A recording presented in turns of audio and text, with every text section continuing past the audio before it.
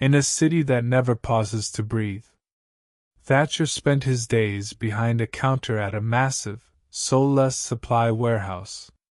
He was efficient, punctual, and unfailingly polite. Yet, at the end of every grueling month, his paycheck remained a stagnant number. And his identity remained nothing more than a name printed on a cheap plastic badge. One rainy evening, while watching the blurred lights of the commute, Thatcher felt a heavy, cold realization: he was a replaceable gear. If he disappeared tomorrow, a new person would be standing in his spot by sunrise, doing the exact same thing, for the exact same price, driven by a quiet desperation to change his life. Thatcher sought out a woman named Camille. She didn't work in a warehouse. She operated a sun-drenched studio on the edge of town, where she restored high-precision instruments and antique telescopes. "Camille," Thatcher said, his voice reflecting his exhaustion, "I work harder than anyone I know. I'm fast, I'm reliable, and I never miss a day. But why does the world treat me like I'm worth so little?"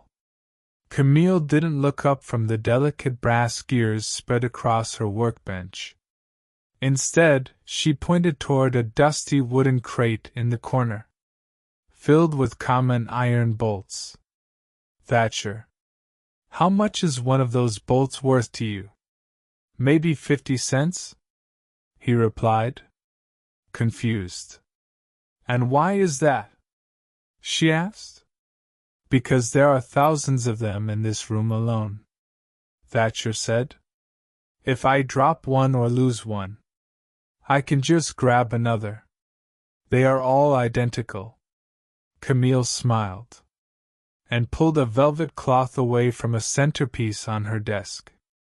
It was a marine chronometer from the mid-1800s, gleaming with polished mahogany, an intricate gold leaf.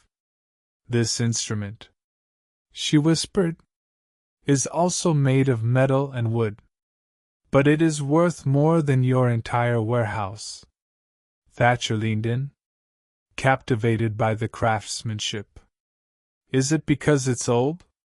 "No," Camille corrected. "It is because it solves a specialized problem that almost no one else can solve. It tells time with absolute precision. In the middle of a violent ocean storm, it requires a rare skill to calibrate, and a specific knowledge to maintain. It is not just a tool.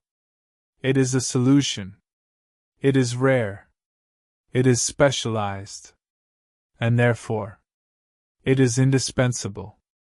She finally looked him in the eye. "Right now, Thatcher, you are an iron bolt. You are competing in a market where everyone has the same basic skills as you. If you want to increase your value, you must stop doing what everyone else can do. You must invest in yourself until you become the master of a rare skill." Thatcher took her words to heart. He stopped spending his nights in front of the television and began to study the complex world of automated logistics systems, a niche field his company desperately needed, but couldn't find experts for. He stayed late, not to move more boxes, but to understand the code that moved them. 8 months later, the warehouse's main sorting grid suffered a catastrophic failure. The managers were in a frenzy, facing tens of thousands of dollars in losses. Thatcher didn't grab a clipboard. He grabbed a specialized laptop. Within an hour, the machines hummed back to life. He wasn't just a name on a badge anymore. He had become the bridge over a gap no one else could cross.